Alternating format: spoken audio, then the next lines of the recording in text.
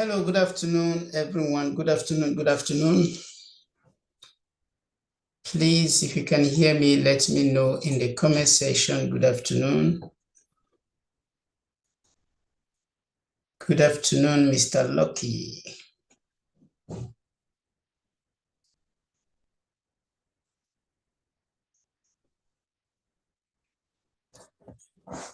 Good afternoon, good afternoon, good afternoon, good afternoon. Please let me know in the comment section if you can hear me, because we need to start without wasting time.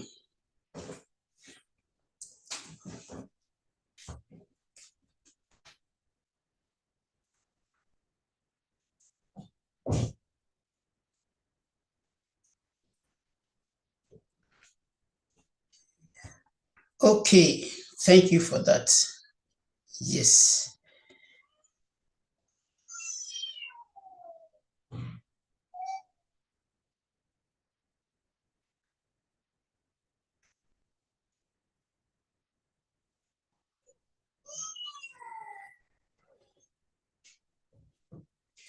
Okay, very good. Thank you for that.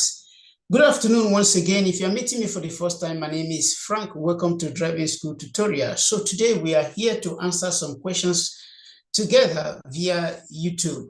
Remember, you have the chance to ask a question if, for example, there is anything you don't understand. So the other day, last week, Saturday, I told us that this period will be focusing on a particular topic, which is Responsabilità Civile auto. So in that topic, we answered some questions that day, and today we are going to continue from there. So as usual, I'm going to display the question.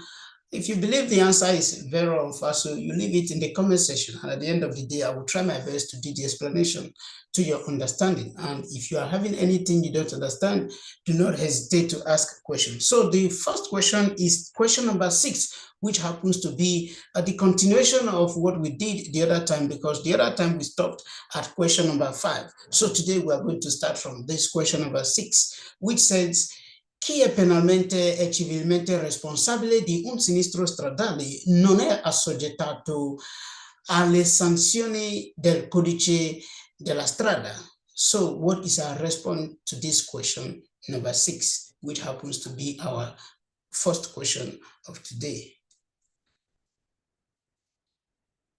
Dice, chi è penalmente e civilmente responsabile di un sinistro stradale non è assoggettato alle sanzioni del codice della strada. Vero o falso? True or false?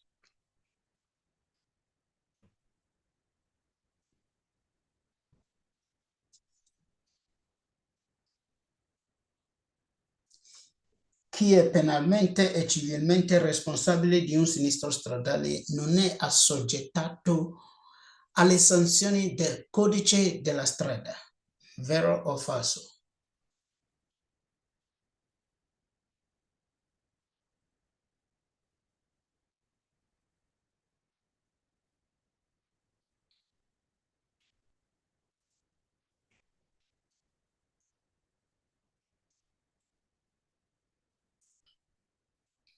Okay, so the question, it says, chi è penalmente e civilmente responsabile di un sinistro stradale non è assoggettato alle sanzioni del codice della strada, which means anybody that is penally and civilly responsible or liable for road accident is not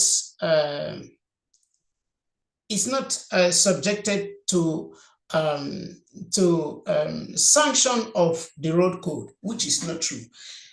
Because even though somebody commits a penal offense, if there is other sanctions that need to take place, for example, maybe the person, remember the other day we said that when you are civilly responsible for a road accident, then you are obliged to pay back the damages. Then when you are penally responsible for road accident, you risk to be arrested. You understand? So also when you are responsible for the administrative liability, then you points can be deducted, you can be fined, and suspensions can take place as the case may be. You understand? So the question says that when you are penally and civilly responsible for road accident, that you are not subjected to, to the sanction of the road code. It is not true, because if, for example, maybe the road code maybe states that anybody, let's for example in this case here, that what happened is because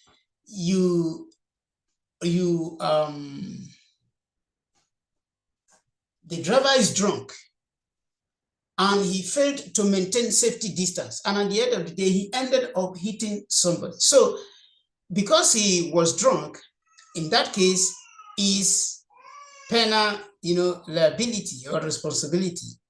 Then because he failed to maintain the safety distance, that is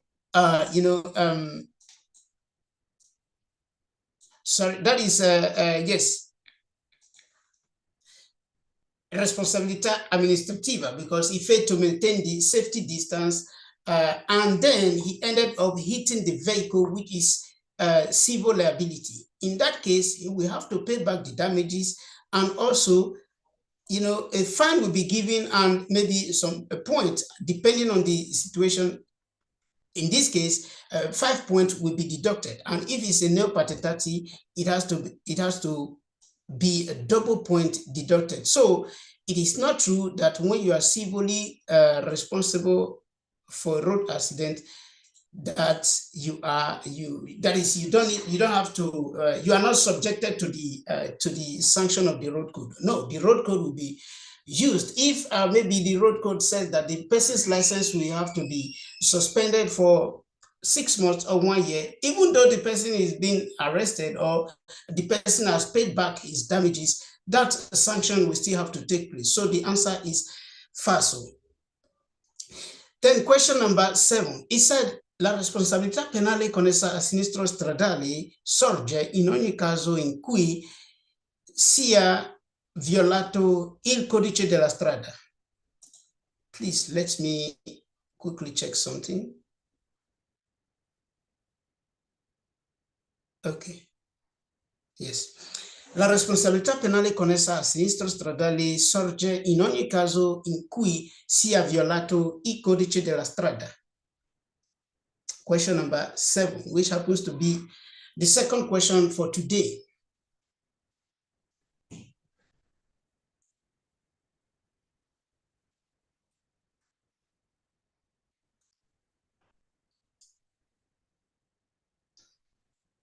La responsabilità penale connessa a sinistro stradale sorge in ogni caso in cui sia violato il codice della strada.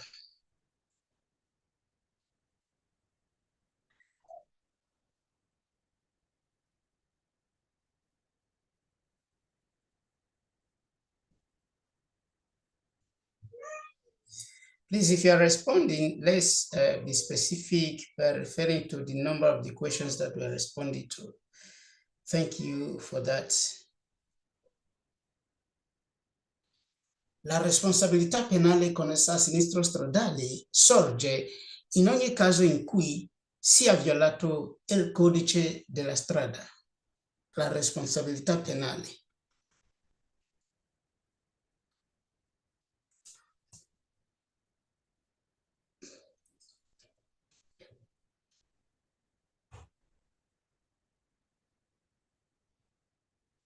Okay, so it is not true that penal liability will always happen in any case whereby you violate or violated the road code. It is not true, because if you violated the road code, maybe by exceeding the speed limit or not maintaining the safety distance, in this case, here is responsible. In this case, is responsabilità civile, because you failed to respect the safety distance, which is Responsabilità Civile. But if you violated the code of maybe, for example, exceeding speed limit, maybe inside inhabited area, you were supposed to run 50, then you ended up running 70. In that case, Responsabilità Amministrativa, you understand? Now, is that person going to be arrested, or did the person committed a crime? No. In that case, penal liability is not involved, because you violated the road code by not respecting the speed limit or by not maintaining this safety distance. So it is not true that any time that you violated the road code, the penal liability will be involved. Because, for example, here, if this accident that happened in this case was as a result of not maintaining the safety distance, what are the penalty that is, or what are the things that are involved? For example, here, se mancanto rispetto della distanza di sicurezza, multa da 42 a 173 euro. So if you fail to respect safety distance, you'll be fined from 42 euros to 173 euros.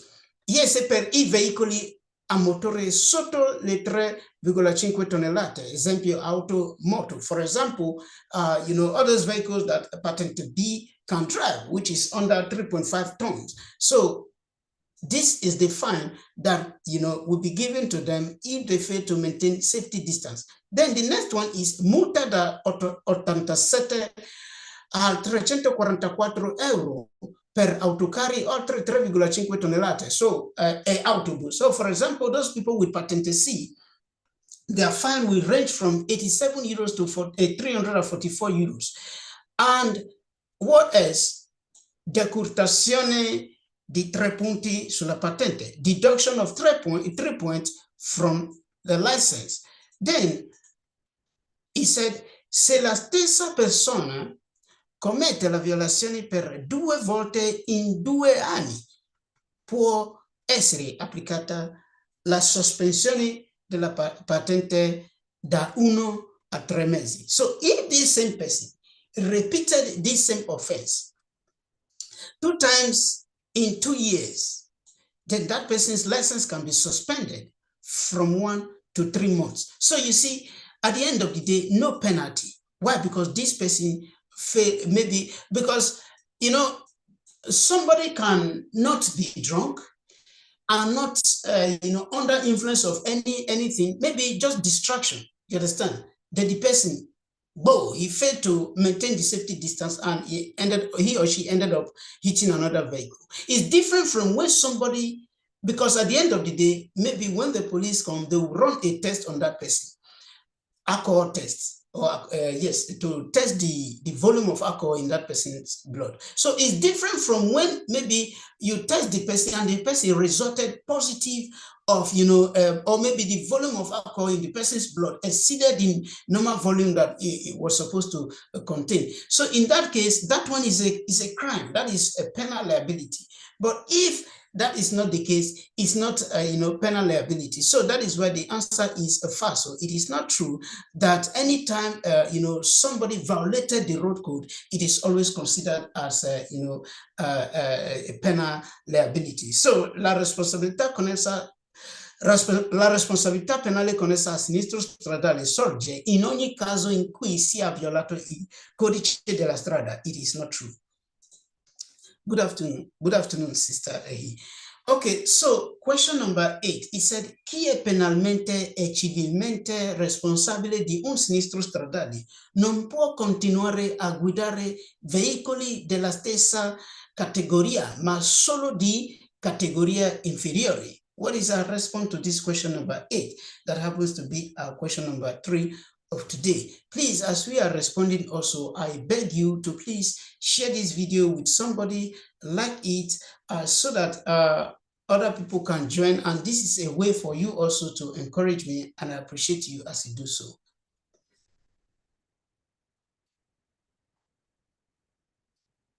Question number 8. Chi è penalmente e civilmente responsabile di un sinistro stradale non può continuare a guidare veicoli della stessa categoria, ma solo di categoria inferiore.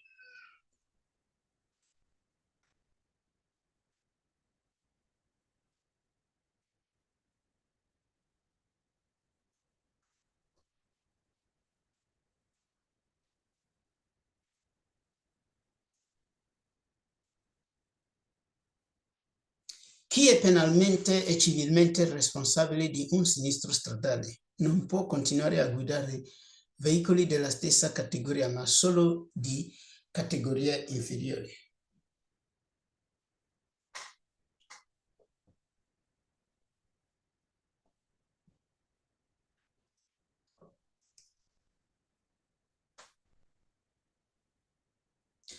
So, as we proceed, I would like to tell you, please, if at the end of the day you still don't understand what is the meaning of this when they said somebody is penalmente e civilmente responsabile di un sinistro stradale, in that case, you have a question, you understand? Because make sure you understand whenever you hear a question saying chi è penalmente, so make sure you understand who they are referring to, or chi è civilmente, make sure you understand who they are referring to, because it will help you to navigate so many questions in this particular topic, responsabilità civile. So here is saying that chi è penalmente e civilmente responsabile di un sinistro stradale non può continuare a guidare veicoli della stessa categoria, ma solo di categoria inferiore. Remember, anybody that is civil, that is penally liable for road accident, it means that this person has committed a crime. You understand? And anybody that is civilly liable for road accident, it means that this person need to pay back damages. You understand? You need to pay back damages. Now, the question is saying that anybody that is penally and civilly liable for road accident cannot continue to drive vehicle of that same category, but only the one of the inferior category. Remember, our Patent B, for example, this is the back of our Patent B. You have it here. This is the back of this is how it looks like. Now, this is your Patent B. Remember, you are doing this one because it's either you are 18 years of age or you are 20, 25, 20, you are no longer under 18. If, for example, you are 14 years of age, you shouldn't be doing this one. Rather, you'll be doing this one. If you are 16 years of age, you shouldn't be doing, you should be doing this one, you understand? Or this one, you understand? So, this Patent B, for example, permits me to drive this vehicle that B1 can drive. It permits me to drive vehicle that A1 can drive and also AM. Patent AM is what you need to drive all those scooter, those motorino, those kind of things. Then patent A1 is what you need to drive those motorcycles that is, not more than 125 cubic centimeters. You understand? Then from 125 cubic centimeters above, you need another patent. So then patent B1 is what you need to drive all those quadricycles, all those kind of things. So remember, a quadricycle is lower than, autovettura, which is car. So, for example, if you were caught driving under the influence of alcohol, then your license is being suspended. Is it true that you can still continue to drive a quadricycle and not cars? No, because once your license is suspended, it means that you cannot drive any of those vehicles that your license can drive. The same thing with drivers of Patent C. Drivers of Patent C, they can drive the vehicles that C1 can drive, They can drive the vehicles that B can drive, B1 can drive, A1 can drive, and AM can drive. You understand? So if, for example, you are a driver of Patente Chi and your license is being suspended, it means that you can no longer drive for the period of that time that the license is suspended. You cannot drive any of those vehicles. You understand? You cannot drive any of those vehicles, and not even motorcycle, bicycle. Take note, not even bicycle. So the question said, chi è penalmente e civilmente responsabile di un sinistro stradale non può continuare a guidare veicoli della stessa categoria, ma solo di categoria inferiore. It is not true. You understand? It is not true that when you are penally and civilly liable for road accident, that you can no longer continue to drive the vehicle of that category, but the one of a lesser category. No, it is false.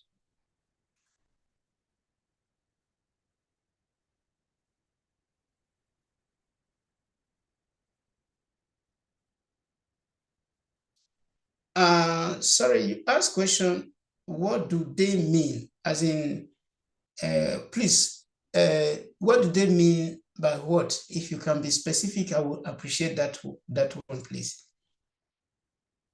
Please, what do they mean? Are you referring to the question number 8, or there is a particular word that you are referring to? I'm listening, or I'm watching to see what the question specifically referred to. Okay. So I'm watching, please. I would like to know that. Okay, yes. Question number 8 is what I just answered. It's just what I just answered, that because the question said that when you are penally and civilly liable for a road accident, that you can no longer continue to drive a vehicle of the same category. And but you can drive the one of a lower category, which I just explained. But I believe you sent this one before I do the explanation. So that is it, sister. If somebody's license is suspended, maybe a person that is driving a car, that person cannot drive scooter, which is the one we call motorino. You understand? What is the name of it? Ciclomotori. You cannot drive it. You understand? The same thing with Patente C, just as I said. If a driver that is, even those guys own their own is worse, especially when you also have Chikuchi, because don't forget that when it comes to alcohol, for example, you can take a little quantity, I think 0.5 or thereabout. You can take that one. Also, that is not, it's not, generally, because it depends on your body system and whether you have eaten or not. That is also, and also depending on the type of alcohol that you are taking. But that is to tell you that there is tolerance in that regard. But when it comes to those people, for example, those people with Patente Chi and Chikuchi, which means they are using their vehicle as, or their license as, in a professional field, which is, it is their profession. Or maybe all those people that are driving all those tourist buses, all those people that are driving courier. You are driving courier with your Patente B, or you are driving for poster, or maybe poster, those people that are doing delivery. So as long as you are using your license for a professional duty, your tolerance is 0. It's the same thing as neo-patentati. You can't even test a little of alcohol before you enter steering. You understand? So in that case, is they call it zero tolerance. You understand? So when those people's license maybe is is suspended because of alcohol, you cannot say because I was driving with Patente C, now let me go and start driving with Patente B because it's Patente C that is, no. Everything is suspended. So that is what that one is. Number 9, it said, in caso di sinistro con danni al veicolo, la richiesta di risarcimento diretto deve essere obbligatoriamente corredata di fotografie. Vero o falso? Question number 9.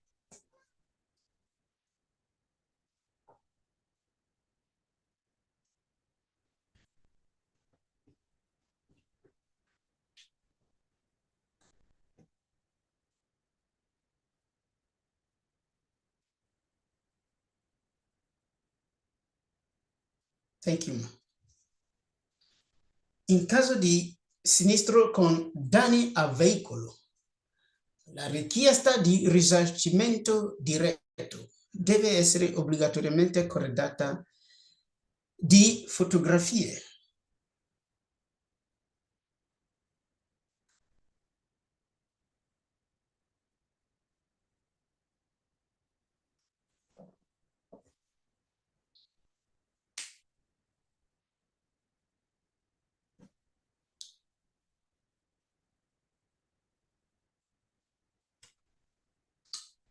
Please do me well to like the video. I appreciate you. As you do so, we're only having a few likes. But if you can increase it, I will sincerely appreciate that. Question number 9. It said, in caso di sinistro con danni a veicolo, la richiesta di risarcimento diretto deve essere obbligatoriamente corredata di fotografie. Okay. Okay, so question number 9. Sorry, I mistakenly took that one off. Okay, question number 9. Now, take note. There is something I would like us to take note here.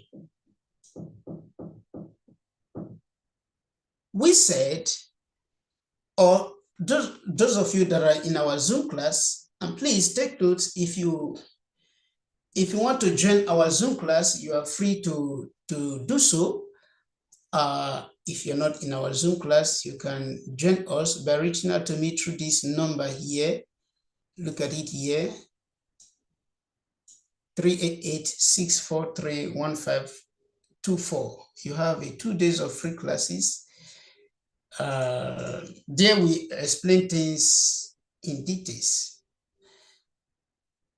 Okay, now this word here, obligatoriamente, for those of us that are in our Zoom class, what do we say question that carry this obligatoriamente? What do we say their question always happens to be? We said, if you are in exam hall and you see a question that is carrying this word, obligatoriamente, we have numbers of them that we listed out. And we said you can just decide to put, the response to that question without wasting time, because you already know what it is. And what is that? What is it? Please help me out in the comment section. Make me believe that you were there when we said something like that. And I'm seeing so many of us who were there. I can remember very well.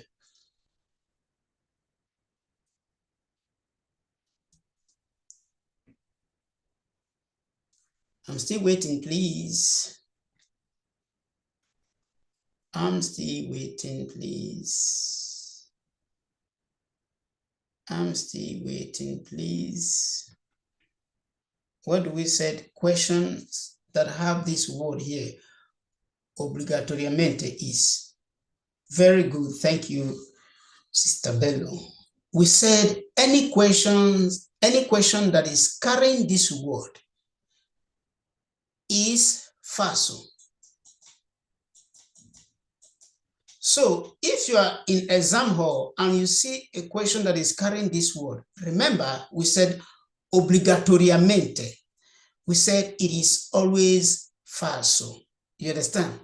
So that is it. But outside that, we still have to explain this question, because even though this question is FASO, it's always FASO, question with this word,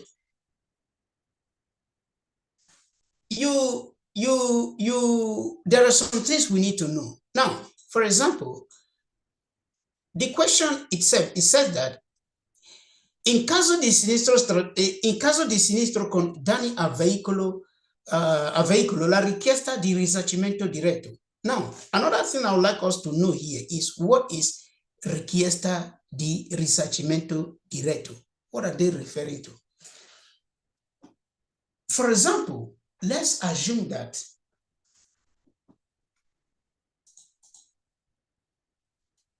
this kind of situation, accident happened. As accident happened, somebody need to pay. Who is that person that need to pay? Because damages has happened, somebody need to pay.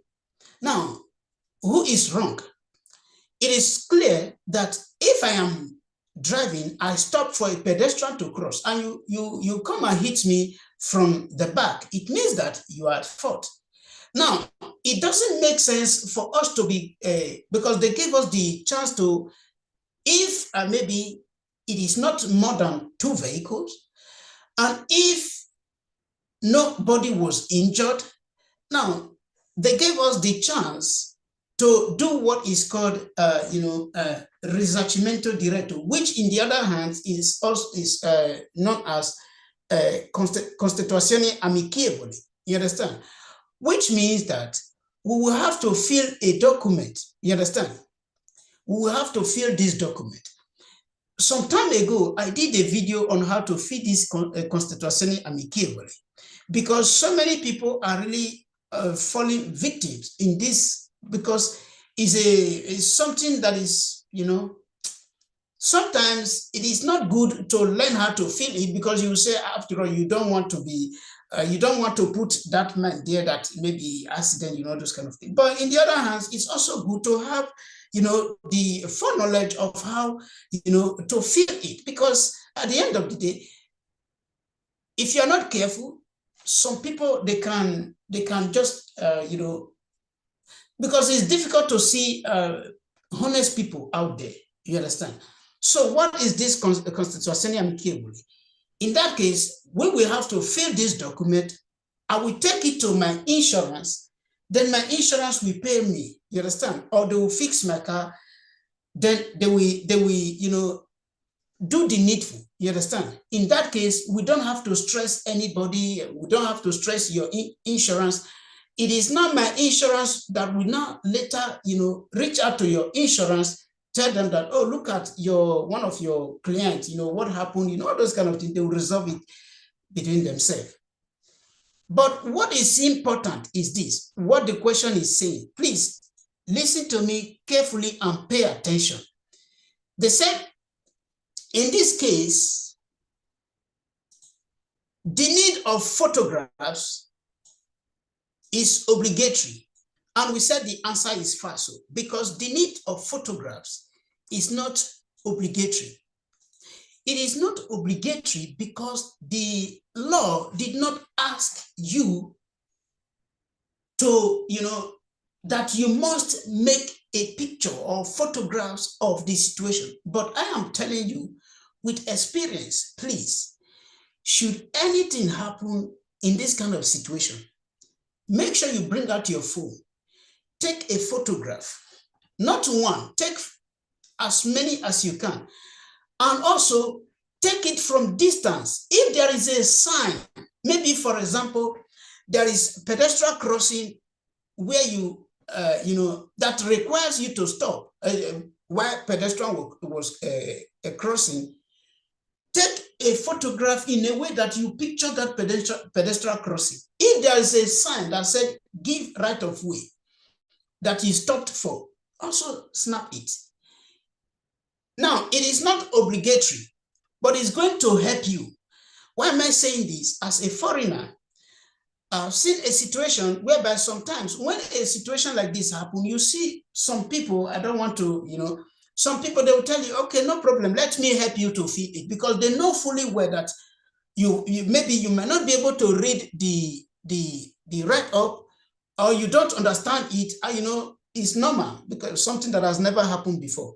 Then we help you to fill it, and you see this space here. You see this space here. You understand? This is the space where you need to design the situation. Let's, for example, is a junction, for example, is a junction, and this is the fourth junction, for example. And maybe you were coming, and this is give right of way, then you stop to give right of way, then the person hit you from behind. You understand? You see, this is a different case. That maybe the person now later do a design that you stopped and suddenly put your vehicle on reverse. In that case, you are wrong. You understand? So all those things, you need to be careful with them. You understand? Because if something like that happened, the insurance will now say, you were wrong, because how can you just put your vehicle on reverse in a junction like this? You understand? But if you don't look carefully, and if you didn't take pictures of what happened, that you stopped and this person came to hit you, the insurance will believe this person. But take note, if you are doing your quiz and you see a question like this, the answer is falso. You understand? It's falso, because it is not something that you are obliged to do, but it is advisable to do it in order to provide some clarity before your insurance. Because at the end of the day, maybe this person that did something, that maybe the owner of the other vehicle is not a honest person. He or she will write whatsoever he or she, and inside here, as I said, this is one of the videos that I did some time ago. I have it here in this channel, so you can search for it if you're interested. But however, all these numbers here, you see, this is number 17. You have number 16. You have number 15. You see where you have to tick them. What happened? Everything is listed there. What happened? The situation of if you were, giving right of way, if you were overtaking, if you were, on reverse, so whatsoever you were doing at that particular time, they are all inside here. So while ticking them, you also need to be careful because the person will say, okay, let me help you. He or she will fill your own and fill his or her own. As I said, most times people are not honest, you understand?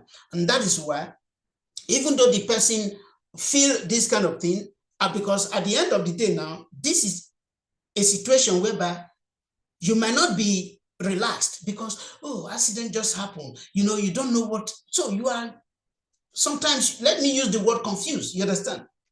But always remember to take pictures, because at the end of the day, the insurance they are going to ask you, is it true that you were, putting your vehicle on reverse, or no, it's not true. But why do you take this one? The person helped me, those kind of things. Okay, what really happened? Do you have image of it? Yes, I have image. You understand? In that case, it will be different. But if you say you don't have image, you don't have anything, and insurance, they'll be forced to follow what is written in this document. So that is where you must be very careful, when you find yourself in a situation like that. As I said, it is not obligatory that you must take photographs, but it's going to help you a lot if you do so.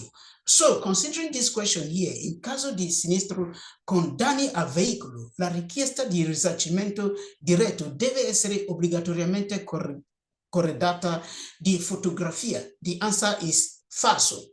But take note, in case you find yourself in that kind of situation, make sure you take photographs. It is not obligatory, but it is helpful. So, question number 10. It said, la responsabilità per danni connessi alla circolazione dei veicoli è a carico del conducente e del proprietario del veicolo se si tratta di responsabilità civile. What is our response to this question number 10?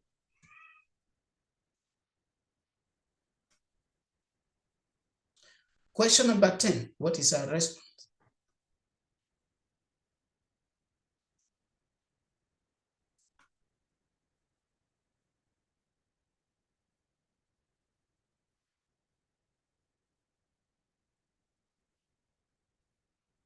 La responsabilità per danni connessi alla circolazione dei veicoli è a carico del conducente e del proprietario del veicolo se si tratta di responsabilità civile.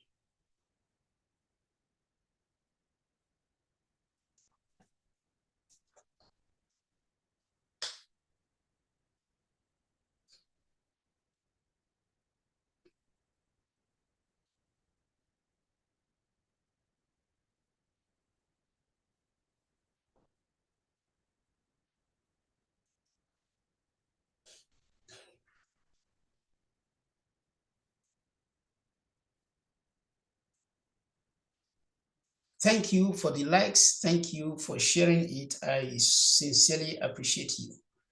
Thank you so much.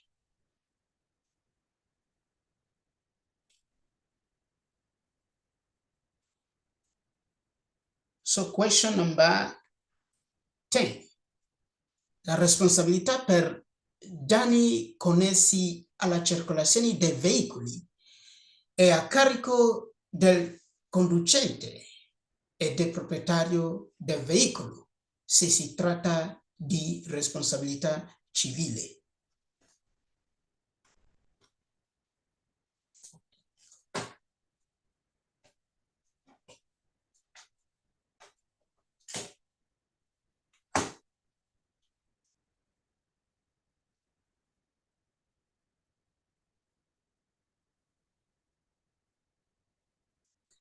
Question number 10. What is our response to this question number 10? I'm not seeing any response. It's like, okay, it is understandable. Maybe we don't understand the question. Okay, let me go ahead to explain. It said, la responsabilità per danni connessi alla circolazione dei veicoli è a carico del conducente e del proprietario del veicolo se si tratta di responsabilità civile. Now,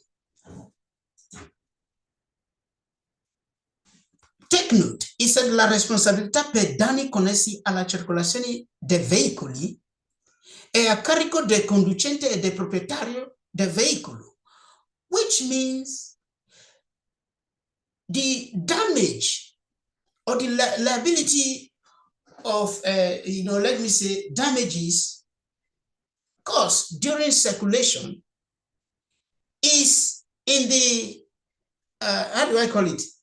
Is at the responsibility or is the responsibility of the driver and also for the owner of the vehicle if we are talking about civil liability. Now, let's, for example, this is my car and I gave it to maybe my friend or my brother or my in-law or somebody who came to, you understand, somebody. I gave it to somebody. Rather, not like that. Let's assume I use my document to buy a car for somebody.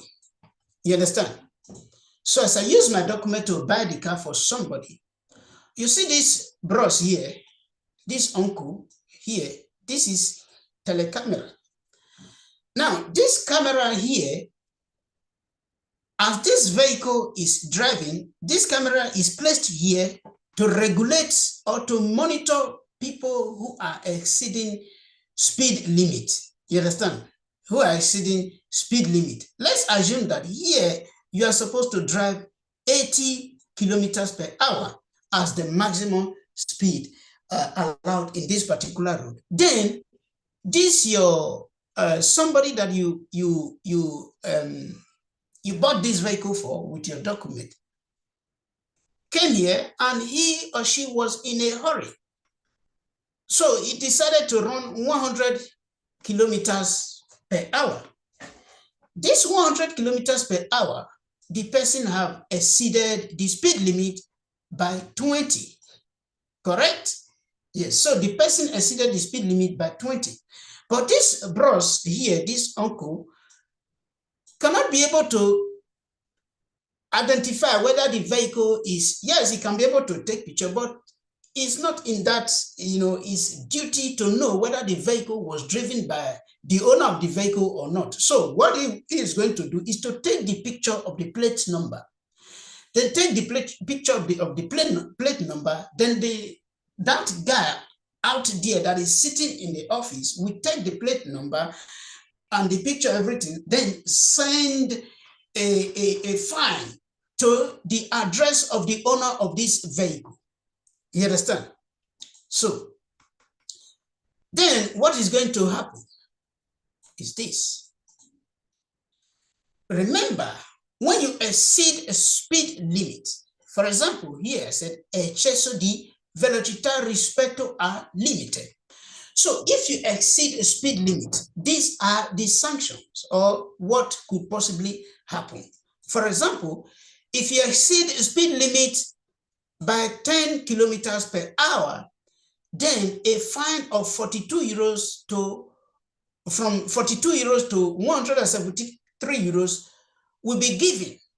Will points be deducted? No, no point will be deducted. Will there be any sanction?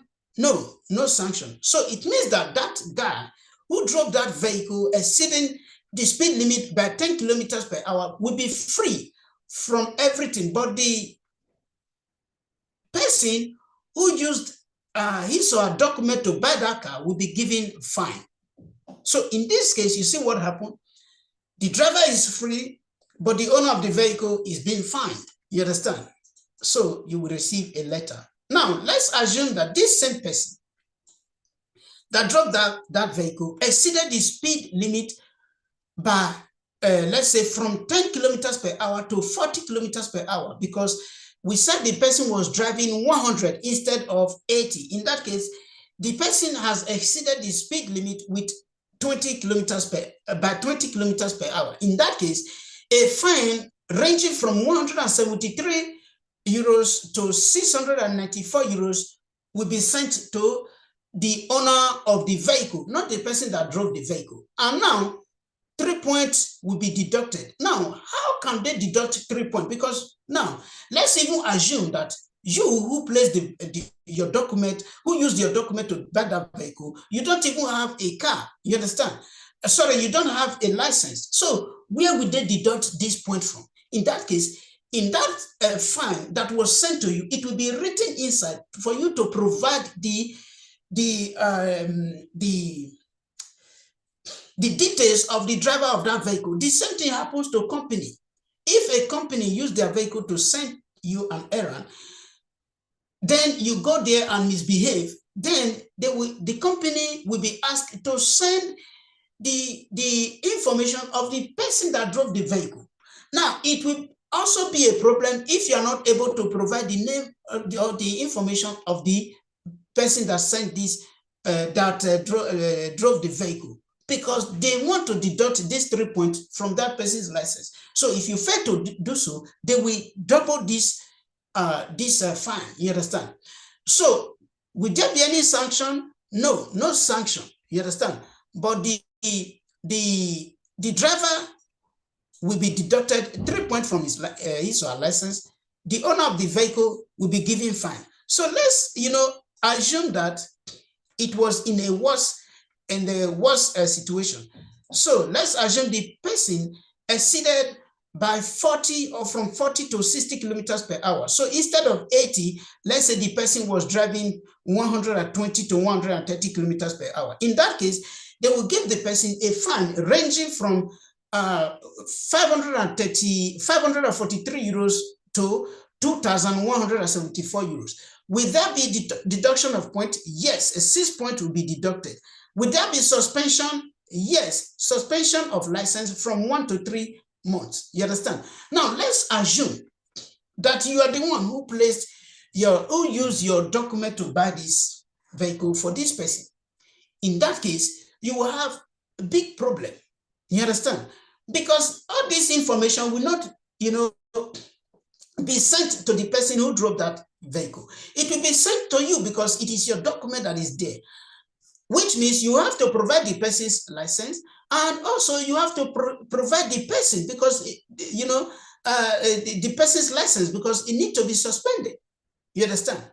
So the person need to be, the license need to be suspended. So if the same person exceeded the speed limit from maybe above 60 kilometers per hour, then the fine will range from 845 euros to 3,382 euros, and 10 points will be deducted, and a suspension from 6 to 12 months of license. So at the end of the day, you see that the liability is both for the driver and both for the person that drove the vehicle. That is why, according to this question here, which says la responsabilità per danni connessi alla circolazione dei veicoli è a carico del conducente e del proprietario del veicolo, se si tratta di responsabilità civile, and the answer is vero. I could remember some years ago, somebody called me and told me that,